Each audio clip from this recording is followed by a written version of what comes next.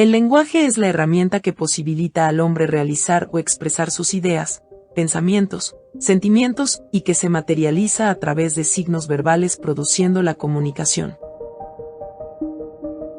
Podría decirse que la importancia de la comunicación es algo a lo que debemos poner mucha atención, eso si queremos una adecuada interacción con el entorno. Una adecuada interacción con el entorno podría ser muy importante en muchas ocasiones en la vida de cualquier ser humano. Las personas somos seres que necesitamos a diario. Es ahí esencialmente donde necesitamos de la comunicación. Sin embargo, existen factores que en un determinado momento o circunstancia nos pudieran llegar a limitar de esto. Por ello la importancia al igual de hacer buen uso y conocer lo que es la comunicación. Se hace necesario tener conocimiento sobre las principales funciones de esta, la descripción de un proceso y distinción entre comunicación formal e informal. Una comparación objetiva de la comunicación hacia arriba, abajo y lateral es sin duda una comprensión de esta muy completa en el ámbito organizacional, en donde es muy necesario tener muy en cuenta y saber identificar una correcta aplicación de la comunicación oral, escrita y verbal. Comparar las redes de comunicación formal y los rumores es una práctica muy necesaria de ser encargados de ciertos grupos de personas que podrían marcar puntos de complejidad a la hora de una comunicación fluida. Como encargados de grandes grupos de personas amerita un análisis de las ventajas y dificultades de la comunicación en el área electrónica. Ser encargados de grupos extensos o no extensos de personas podría llegar a ser un trabajo extremadamente complejo si no se es capaz de o no se tienen conocimientos previos en cuanto a los componentes de la comunicación. Es decir, se debe estar preparado para saber afrontar el reto de comunicar adecuadamente cualquier cosa a los individuos que integren dichos grupos. El canal es un componente esencial en cuanto a la conformación de una buena comunicación. Es por ello que se debe determinar cuidadosamente su elección, ya que esto puede ayudarnos a identificar muchas barreras en una comunicación eficaz, y así poder ilustrar la superación de potenciales problemas de comunicación intercultural. Los chismes. Aunque los chismes con frecuencia parecen inofensivos, llegan a tener consecuencias muy serias. Si no lo cree, vea el caso de 4 antiguas empleadas de la ciudad de Hooksett, New Hampshire, que fueron despedidas por el cabildo de la ciudad por hacer chismes sobre su jefe. Las empleadas, con mucha antigüedad, 2 asistentes administrativas y 2 jefas de departamento, fueron despedidas debido a que una se había referido al administrador de la ciudad en términos despectivos y porque las 4 habían diseminado un rumor acerca de que él tenía un amorío con una subordinada. Las empleadas despedidas también dijeron sentir resentimiento contra la mujer, quien trabajaba en un puesto creado especialmente y percibía un salario mayor que el de 2 de ellas, a pesar de tener menos experiencia y jerarquía. Las 4 empleadas apelaron su despido. B.J. Branch, abogado de las 4 mujeres, dijo que sus clientas cuestionaban de manera legítima la conducta de su superior y alegaban que la subordinada recibía un trato preferencial. Casi mueve a risa llamar chisme a esto. Tal vez haya sido una plática ociosa e irreflexiva, pero no pretendía ser destructiva.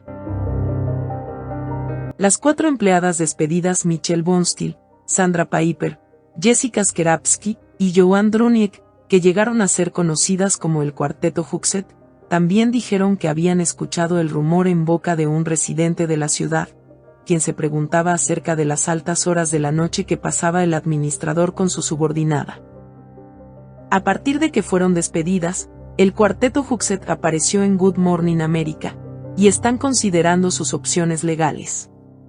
419 habitantes de esa ciudad firmaron y enviaron al cabildo de esta misma una petición para que las reinstalaran. Si no las hubiéramos despedido, habríamos sido demandados por acoso sexual y omisión malintencionada. Habríamos sido responsables ante la ley por no hacer nada, dijo George Longfellow, jefe del cabildo. Se podría decir que los chismes es un problema de los muchos que la comunicación enfrenta, ya que estos se prestan para divulgar de información en forma de comentarios infundados. Las investigaciones indican que es probable que la mala comunicación sea el origen que se cita con más frecuencia de conflictos interpersonales, es decir, los chismes.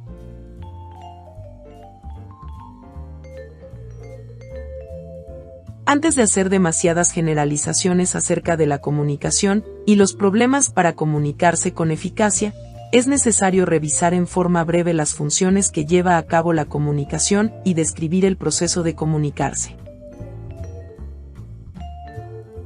La comunicación actúa de varias maneras para controlar el comportamiento de los miembros. Por ejemplo, cuando a los empleados se les pide que primero le comuniquen cualquier asunto relacionado a su jefe inmediato, que sigan la descripción de su puesto o que cumplan con las políticas de la compañía, la comunicación desempeña una función de control. La globalización ha cambiado la forma en que Toyota Motor Corporation proporciona a sus empleados la información que necesitan para la toma de decisiones. En el pasado, en la empresa se transmitía el conocimiento del trabajo de generación en generación a través de un entendimiento tácito, método de comunicación que es común en la cultura conformista y sumisa de Japón. Sin embargo, al ser actualmente una organización global, Toyota transfiere el conocimiento de sus métodos de producción a sus trabajadores en el extranjero al capacitarlos en su centro en Japón, para enseñarles los métodos de producción mediante el uso de manuales cómo hacerlo, sesiones de práctica y conferencias. La comunicación impulsa a la motivación, porque aclara a los empleados lo que se hace, que también se hace, y lo que puede hacerse para mejorar el desempeño, si éste fuera insatisfactorio. El establecimiento de metas específicas, la retroalimentación acerca del avance hacia estas, y el refuerzo del comportamiento deseado estimulan la motivación y requieren de la comunicación. Con nuestras palabras podemos recompensar el trabajo bien hecho y aportar una gran motivación a seguir haciendo las actividades de la compañía de la mejor manera. Podemos hacer sentir a nuestro equipo de trabajo que obtienen el mejor desempeño en lo que hacen y que si se hace de la mejor manera se pueden obtener beneficios positivos para la compañía. La comunicación que tiene lugar dentro del grupo es un mecanismo fundamental por medio del cual los miembros expresan sus frustraciones y sentimientos de satisfacción. Por tanto, la comunicación brinda un medio para la expresión emocional de los sentimientos y para satisfacer las necesidades sociales. La última función que ejecuta la comunicación se relaciona con su rol para facilitar la toma de decisiones. Proporciona la información que los individuos y grupos necesitan para tomar decisiones por medio de la transmisión de datos para identificar y evaluar las alternativas de selección. Se puede suponer que casi toda interacción de la comunicación que tiene lugar en un grupo u organización lleva a cabo una o más de estas 4 funciones.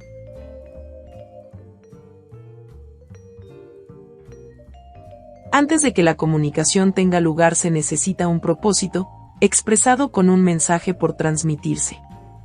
Este pasa entre un emisor y un receptor. El mensaje está codificado, convertido a una forma simbólica, y se transmite por algún medio, canal, al receptor, quien traduce, decodifica, el mensaje enviado por el emisor. El resultado es la transferencia de significado de una persona a otra.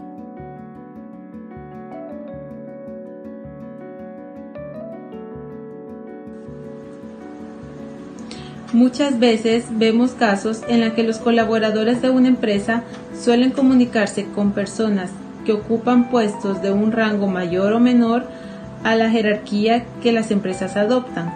Es importante saber qué es y cuándo se da el movimiento de la comunicación, ya que ésta suele fluir de manera vertical y lateralmente.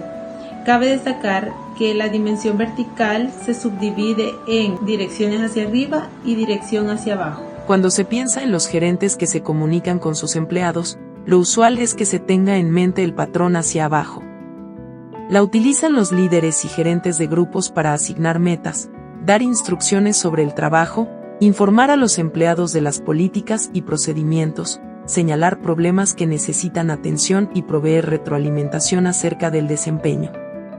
Sin embargo, la comunicación hacia abajo no tiene que ser oral o cara a cara. Después que AT&T adquirió Bell South y Singular Grails, el entonces CEO de AT&T, L.D. Whitaker, utilizó la comunicación hacia abajo para informar a los empleados de las empresas compradas la estrategia de la adquisición.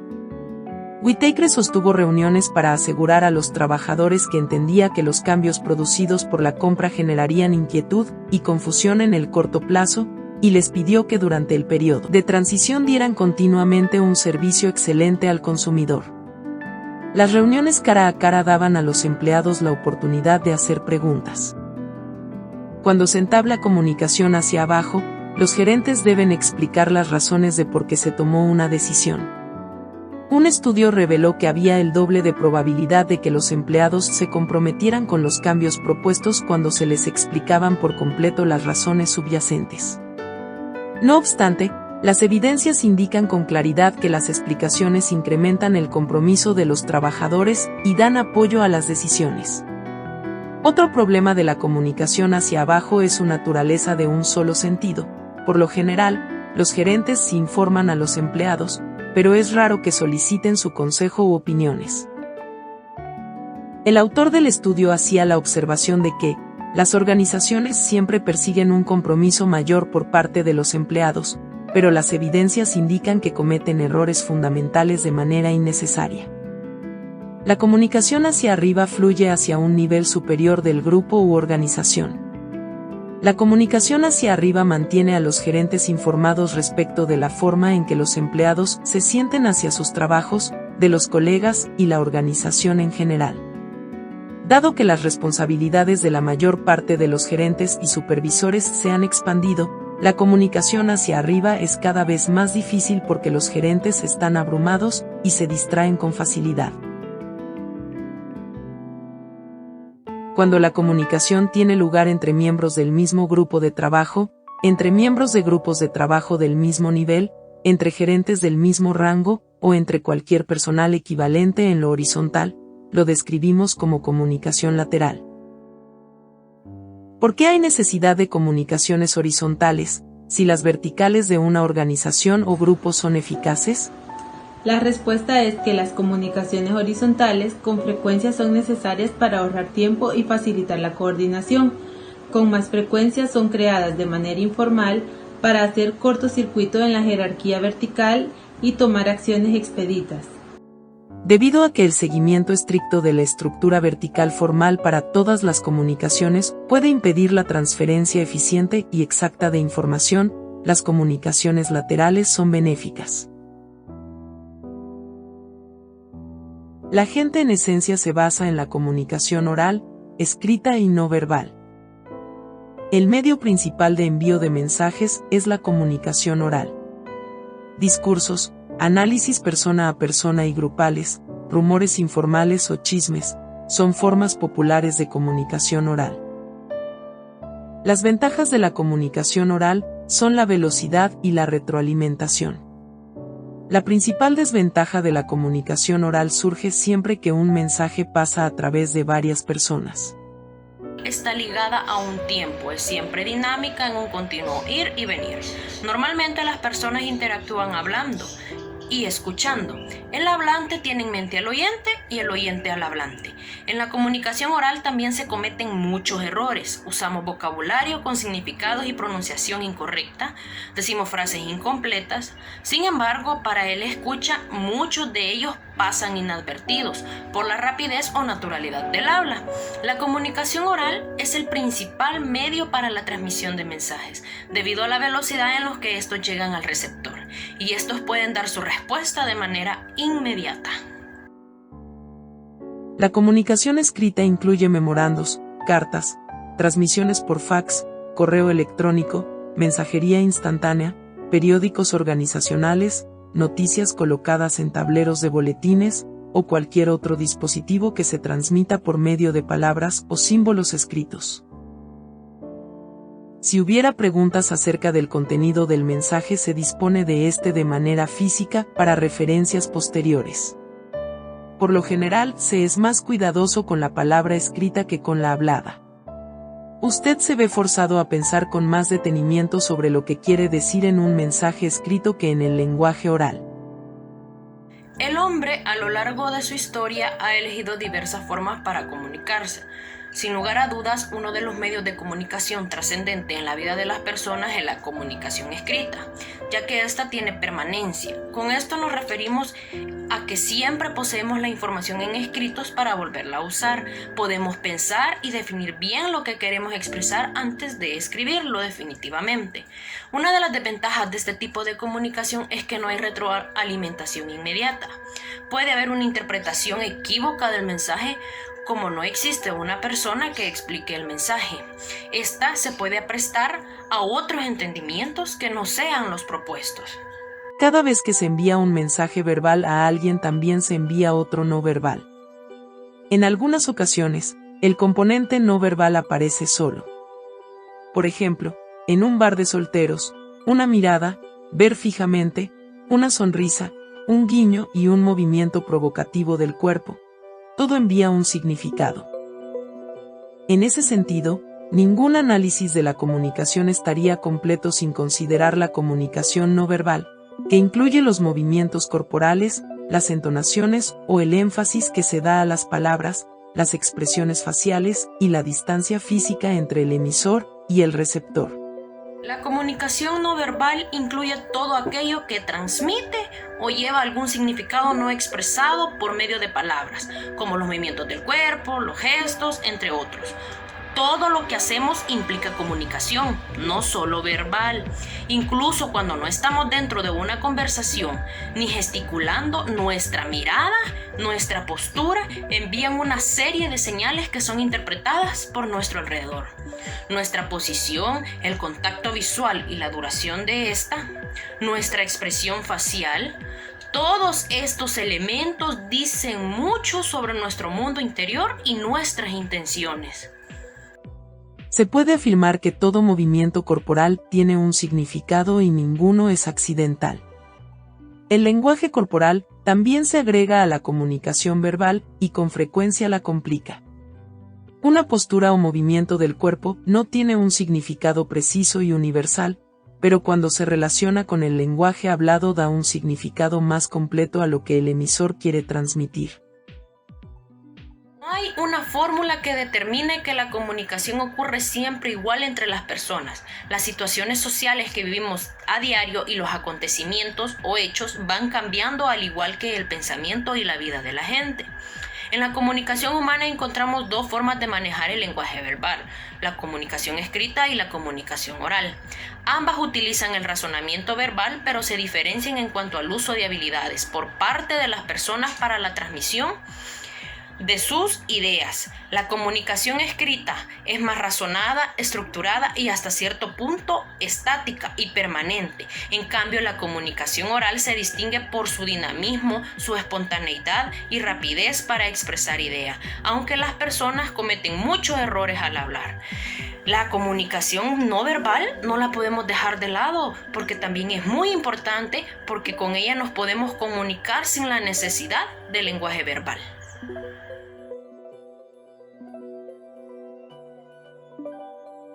Nuestro interés aquí es describir las redes formales y diferenciarlas de los rumores. Además, analizar las innovaciones tecnológicas en la comunicación. Redes formales de grupos pequeños. Es un sistema de comunicación que se basa en los canales y sistemas designados oficialmente. En un entorno organizativo, la comunicación formal se describe como el envío y la percepción de documentos oficiales, cartas, memorandos, informes, manuales de políticas o procedimientos, entre otros. Es decir, cada miembro de la organización que participa de esta comunicación formal ha de saber de antemano qué mensaje ha de dirigirse, a qué persona y en qué forma debe hacerlo y cuál es la ruta de dicha información debe seguir para llegar a su destino de una forma correcta. Las redes formales de las organizaciones pueden ser muy complicadas. Por ejemplo, Pueden incluir a cientos de personas y a media docena o más de niveles jerárquicos. Para simplificar el análisis, hemos condensado estas redes en 3 pequeños grupos comunes de 5 personas cada uno. Esas 3 redes son la cadena, rueda y todos los canales. Aunque estas 3 redes se han simplificado en extremo, nos permiten describir las cualidades únicas de cada una. La cadena sigue en forma rígida la cadena de mando formal.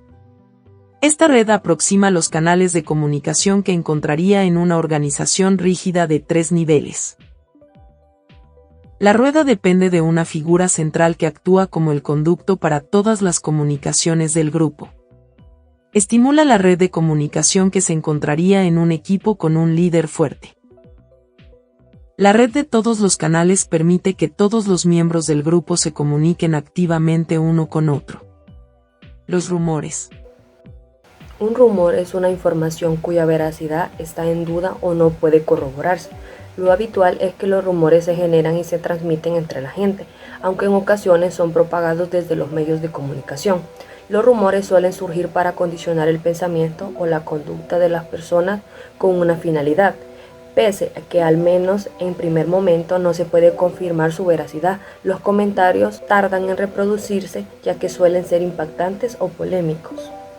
Uno de los estudios más famosos de los rumores investigó el patrón de comunicación entre 67 personas administrativas en una empresa pequeña de manufactura. Se descubrió que, aunque los rumores eran una fuente importante de información, solo el 10% de los ejecutivos actuó como individuo vinculante, es decir, que pasaban la información a más de una persona distinta. Es frecuente suponer que los rumores comienzan porque son chismes que surgen al azar. Los rumores son una respuesta a situaciones que nos importan, cuando hay ambigüedad y en condiciones en las que existe ansiedad. El secreto y la competencia que son comunes que prevalezcan en las organizaciones grandes respecto de temas tales como la asignación de nuevos jefes, reubicación de oficinas, recortes y reacomodo de asignaciones de trabajo crean las condiciones que estimulan y sostienen a los rumores. Es cierto que los rumores son parte importante de cualquier red de comunicación, cualquier grupo u organización, eso es muy comprensible. Comunicaciones electrónicas. Es un servicio de transmisión a cambio de una remuneración o no, que consiste en el transporte de señales a través de redes de comunicaciones electrónicas. Con conclusión de los servicios de telecomunicaciones y servicios de transmisión en las redes utilizadas para la radiodifusión. Un medio indispensable de comunicación en las organizaciones actuales, y en el 71% de los casos, el principal, son las comunicaciones electrónicas, que incluyen el correo electrónico, los mensajes de texto, el software de redes, el Internet o blogs y las videoconferencias. El correo electrónico utiliza Internet para transmitir y recibir textos y documentos generados en computadora. Cuando Bill Gates está en el trabajo, tiene 3 pantallas sincronizadas, 2 de las cuales son para el correo electrónico. Por supuesto, el correo electrónico no carece de inconvenientes. Las siguientes son algunas de sus limitaciones más significativas y lo que las organizaciones deben hacer a fin de reducir o eliminar estos problemas. Interpretar mal el mensaje. Si envía un mensaje importante, vuélvalo a leer para cerciorarse de su claridad. Y si se siente mal por el presunto tono del mensaje de otra persona, recuerde que tal vez lo está interpretando mal. Comunicación de mensajes negativos. Cuando las compañías tengan que comunicar información negativa, los gerentes necesitan pensarla con mucho cuidado. Cuando la empresa RadioShack, por ejemplo, decidió despedir a 400 empleados, recibió una avalancha de críticas dentro y fuera de la empresa por hacerlo a través del correo electrónico. Es importante mencionar que en contraparte también los empleados necesitan ser cuidadosos cuando comuniquen asuntos negativos a través del correo electrónico. Uso excesivo del correo electrónico. Una encuesta realizada entre gerentes canadienses reveló que 58% de ellos pasaba de 2 a 4 horas por día leyendo y respondiendo correos. Emociones en el correo electrónico. Tendemos a pensar en el correo electrónico como una forma de comunicación estéril e impersonal, pero eso no significa que no refleje las emociones. Como sin duda se sabe, es frecuente que los mensajes de correo electrónico sean demasiado emocionales. Una forma cada vez más común de comunicar emociones en el correo electrónico es con emoticonos. En cuanto a privacidad, hay dos asuntos prioritarios sobre el correo electrónico.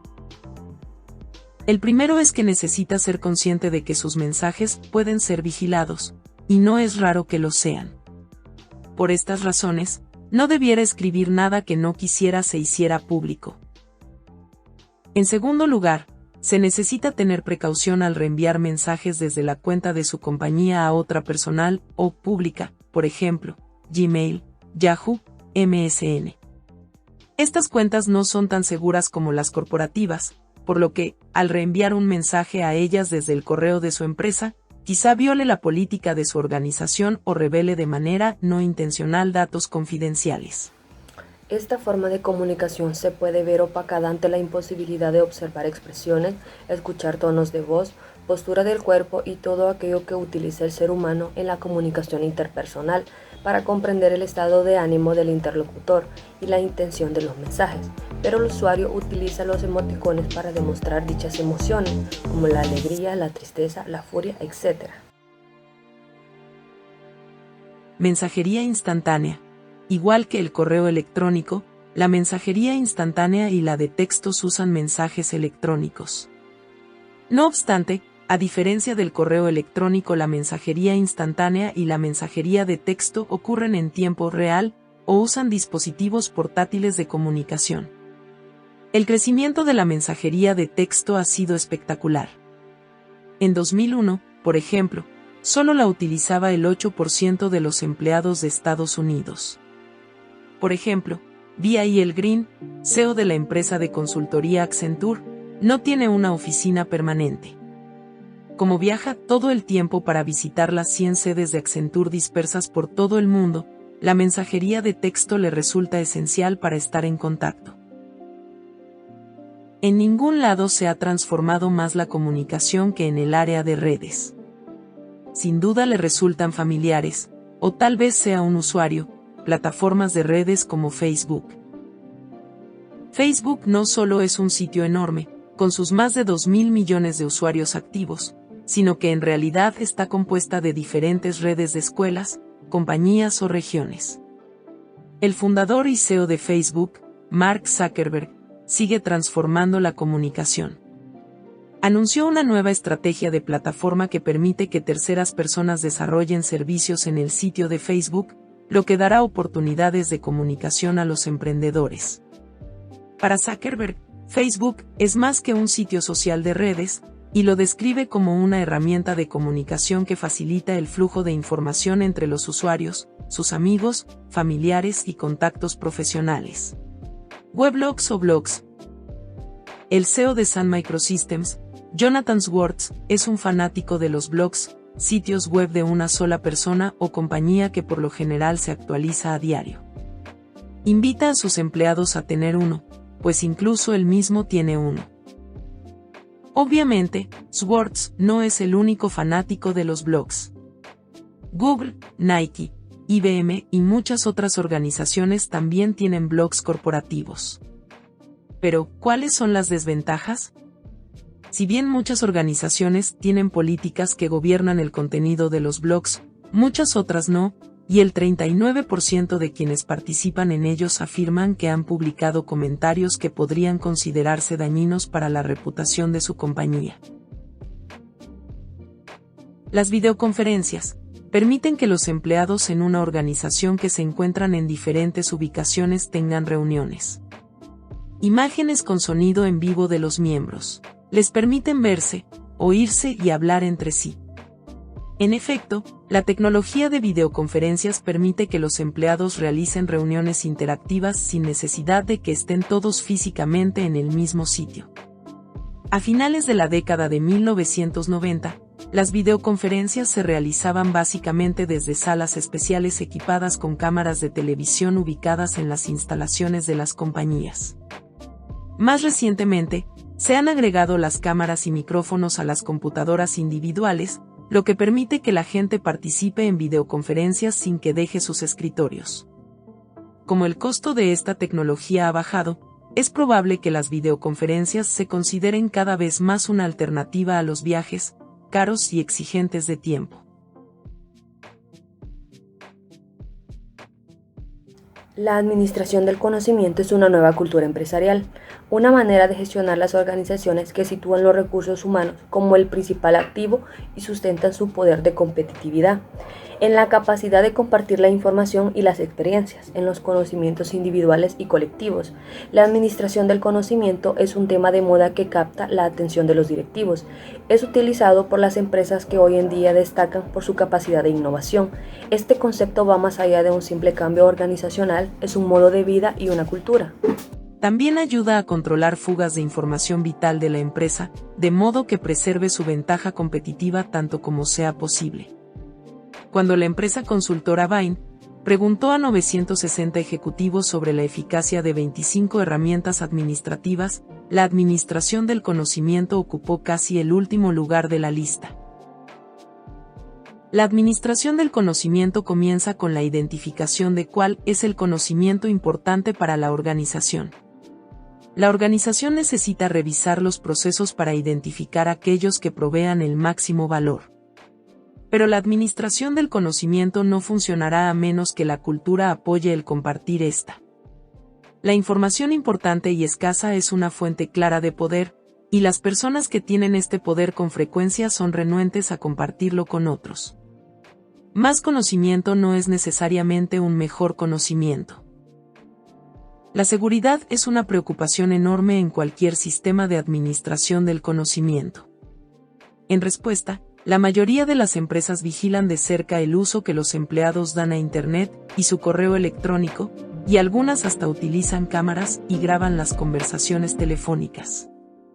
Una organización puede disminuir la molestia de sus trabajadores si los involucra en la creación de políticas en seguridad de la información y les da algún control sobre la manera en que se utiliza su información personal. Es una herramienta de suma importancia para que nuestro mensaje llegue con éxito hacia el destinatario.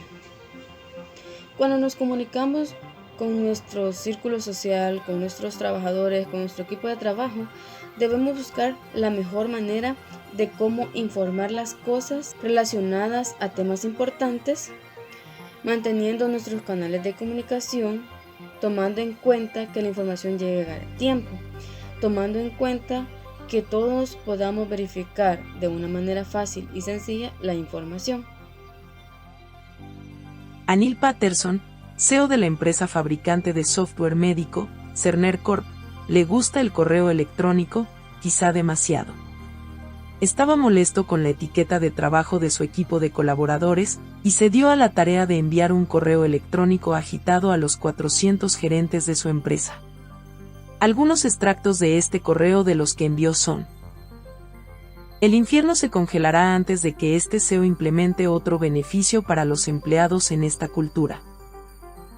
Estamos obteniendo menos de 40 horas de trabajo de una gran cantidad de nuestros empleados de Kansas City. El estacionamiento está medio vacío a las 8 a.m., también a las 5 p.m. Como gerentes, de cualquier manera ustedes no saben lo que sus empleados están haciendo, o no les importa. Ustedes tienen un problema, o lo resuelven o los reemplazaré.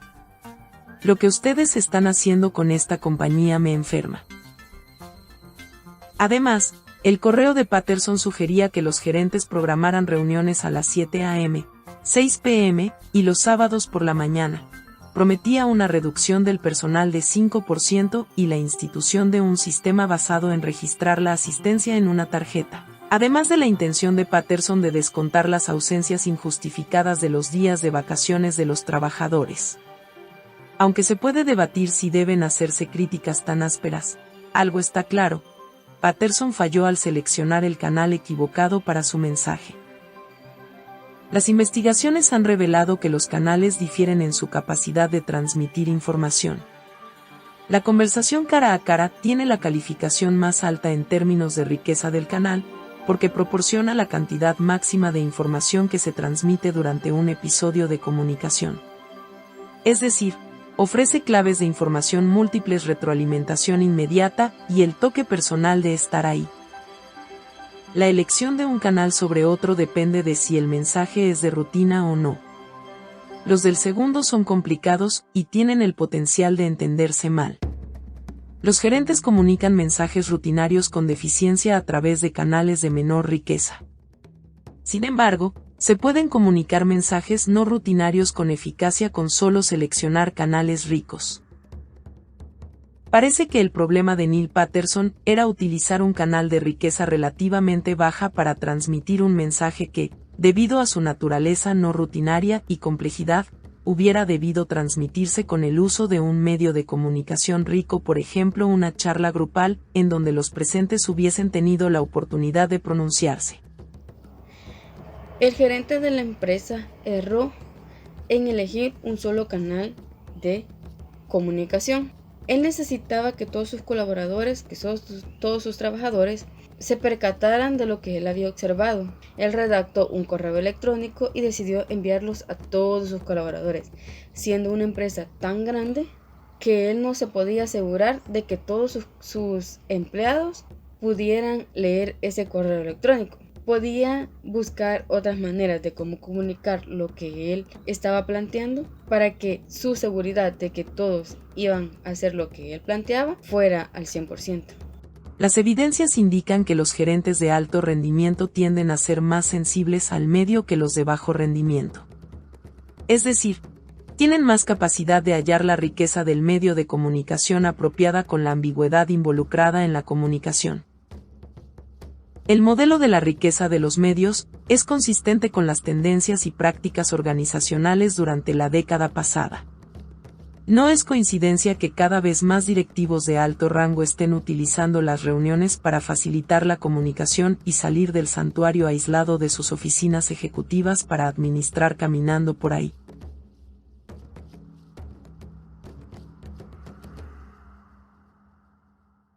El filtrado se refiere a la manipulación intencionada que hace el emisor de la información para que sea vista de manera más favorable por el receptor.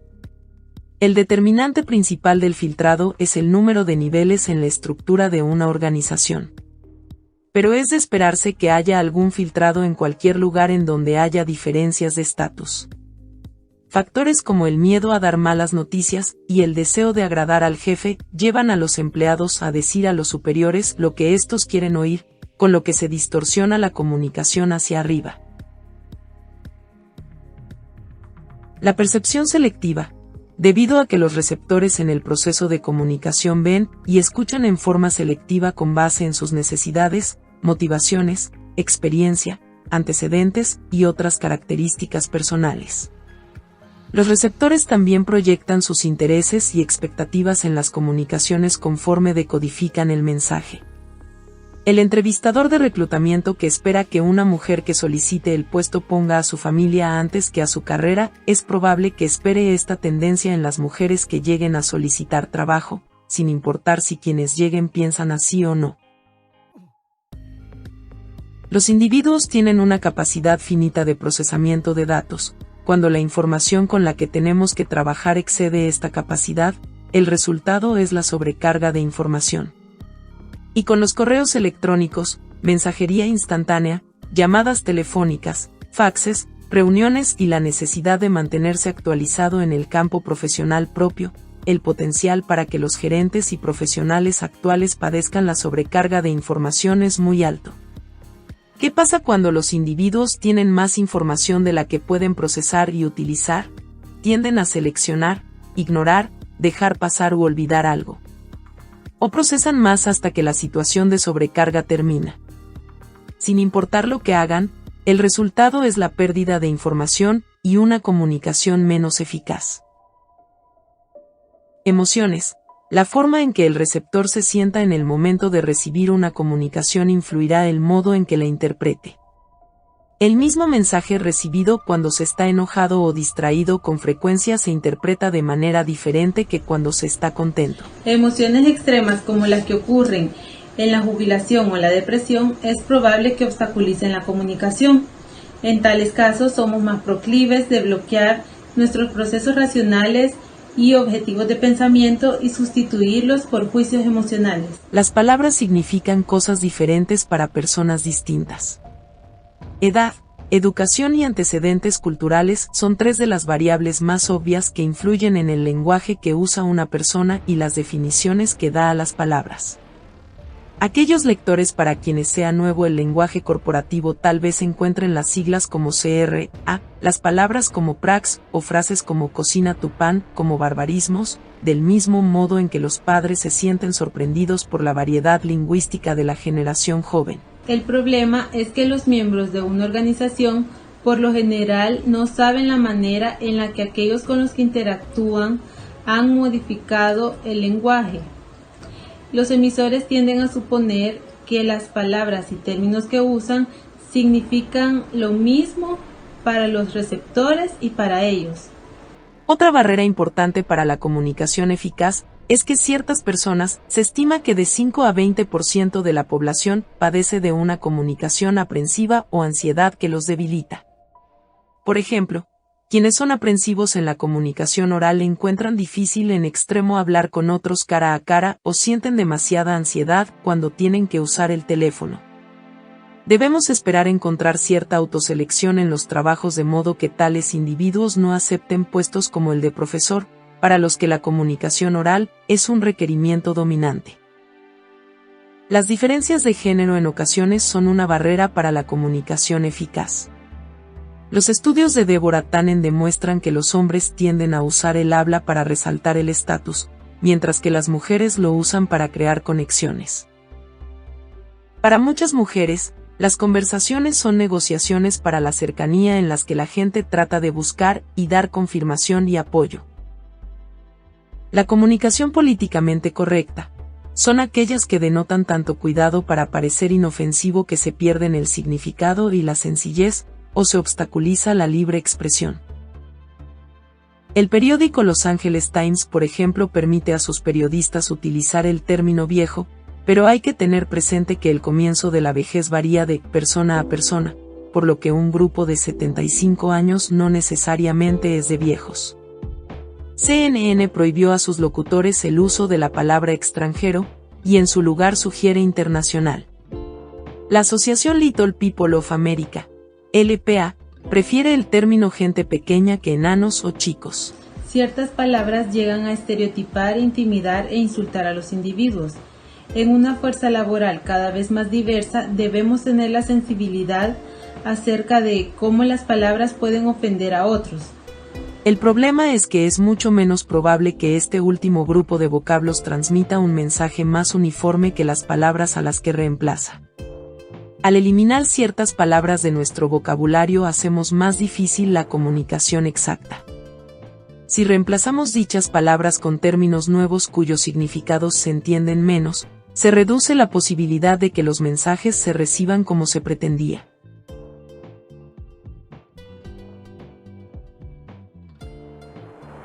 Es difícil tener comunicación eficaz, aun en la mejor de las condiciones. Existen factores interculturales que con toda claridad crean el potencial para que haya problemas de comunicación. Un gesto que es bien entendido y aceptado en una cultura puede carecer de significado en otra. Desafortunadamente, como los negocios se han vuelto globales, los enfoques de comunicación de las empresas no han seguido el ritmo, ya que solo 18% de estas han documentado estrategias para comunicarse con los empleados a través de las culturas. Y solo 31% de ellas requiere que los mensajes corporativos se personalicen para usarlos en otras culturas. Esto nos denota un atraso en la evolución tan necesaria de la comunicación y la adaptación que ésta necesita tener en las culturas que están en constante cambio. En un futuro, como especie humana, seremos los seres con más problemas a la hora de comunicarnos, consecuencia de la mala adaptación que nos describe. Bajo esta idea, se nos hace necesario una identificación de barreras, contextos culturales y una guía para entender lo que en verdad concierne al retroceso que la comunicación presenta. Un autor ha identificado 4 problemas específicos relacionados con dificultades en el lenguaje en las comunicaciones interculturales. El primero de ellos son las barreras causadas por la semántica. Refiriéndose a las palabras, tienen diferentes significados para personas distintas. Esto es cierto en particular para gente que procede de culturas nacionales diferentes. Las barreras causadas por las connotaciones de las palabras. Esto porque las palabras implican cosas diferentes en idiomas distintos. El tercer problema son las barreras causadas por las diferencias de tono. En ciertas culturas el lenguaje es formal y en otras es informal. En otras más, los cambios de tono dependen del contexto. Las personas hablan de manera distinta en casa, en situaciones sociales y en el trabajo. El cuarto problema consiste en las barreras ocasionadas por diferencias de percepción. Los individuos que hablan idiomas distintos en realidad ven al mundo en formas diferentes. Los esquimales perciben la nieve de manera distinta porque tienen muchas palabras para designarla. Es posible lograr una mejor comprensión de estas barreras culturales y de sus implicaciones para la comunicación entre culturas diferentes al considerar los conceptos de cultura de alto contexto y cultura de bajo contexto. Cuando nos referimos a culturas de bajo contexto, hacemos referencias a culturas en donde se suelen utilizar formas verbales y no verbales, muy precisas. Estas se basan en su mayoría en el mensaje verbal y raramente buscan información adicional en el medio que se encuentran. Cuando hacemos referencia a las culturas de alto contexto, nos enfocamos en culturas que no se basan en comunicación verbal. Esto para comprender todo el significado de una determinada interacción. Países como China, Corea, Japón y Vietnam tienen culturas de alto contexto. Dependen mucho de claves situacionales, no verbales y sutiles cuando se comunican con los demás. Es más significativo lo que no se dice que lo que sí se dice. El estatus oficial de alguien, su lugar y reputación en la sociedad tienen un peso considerable en las comunicaciones. Por el contrario, las personas de Europa y Norteamérica reflejan una cultura de bajo contexto. Para transmitir significado se basan en esencia en palabras. Al comunicarse con personas de una cultura diferente, ¿qué se puede hacer para reducir las percepciones incorrectas, las malas interpretaciones y las evaluaciones equivocadas? Se puede comenzar por tratar de evaluar el contexto cultural. Usted seguramente tendrá menos dificultades si las personas provienen de un contexto cultural similar al suyo. Suponga que hay diferencias hasta que no se demuestre la similitud. Haga énfasis en la descripción y no en la interpretación o evaluación. Practique la empatía, considere sus interpretaciones como hipótesis de trabajo. Tal vez la comunicación eficaz es algo abstracto, o tal vez no. De lo que sí estamos seguros es de que los factores de índole cultural inciden de manera negativa en muchas formas de comunicarnos. Entre la relación de la comunicación con la satisfacción del empleado, entre menos incertidumbre haya, mayor satisfacción habrá. Entre menos distorsión haya en la comunicación, los empleados recibirán según lo que se pretende más metas, retroalimentación y otros mensajes de la gerencia. Esto, a su vez, reducirá las ambigüedades y aclarará la tarea del grupo. El uso extenso de canales verticales, laterales e informales incrementará el flujo de la comunicación, reducirá la incertidumbre y mejorará el desempeño y satisfacción del grupo. La meta de la comunicación perfecta es inasequible. No obstante, hay evidencias que demuestran una relación positiva entre la comunicación eficaz, que incluye factores como la confianza percibida, la exactitud que se percibe, el deseo de interacción, la receptividad de la alta dirección y los requerimientos de información hacia arriba, y la productividad del trabajador. El proceso de comunicación representa un intercambio de mensajes, pero el resultado es significado que pueden acercarse, o no, a los que el emisor pretendía transmitir. Cualesquiera sean las expectativas del emisor, el mensaje decodificado en la mente del receptor representa su realidad. Y es esta realidad la que determinará el desempeño, junto con el nivel de motivación del individuo y su grado de satisfacción. Poner mucha atención a la eficacia de la comunicación es de lo más importante, dadas las maneras en que la tecnología de la comunicación ha transformado el lugar de trabajo. A pesar de las grandes ventajas que tienen las formas de comunicación electrónica, sus desventajas son numerosas. El correo electrónico, mensajería instantánea, mensajería de texto y el software de redes son aspectos vitales de la comunicación organizacional, pero necesitamos emplearlos con sabiduría o no seremos los gerentes eficaces que deseamos ser. Hay muchas barreras para la comunicación eficaz, como el género y la cultura. Al tenerlas presentes es posible superarlas y aumentar la eficacia de nuestra comunicación.